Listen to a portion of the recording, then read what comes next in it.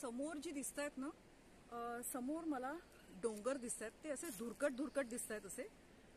त्याच्यावर ऊन आहे पण मध्ये फॉग असल्यामुळे किंवा पोल्युशन असल्यामुळे मे बी ते धुरकट दिसत आहेत दोन डोंगर. आता तुम्हाला ही माकडं दिसतील.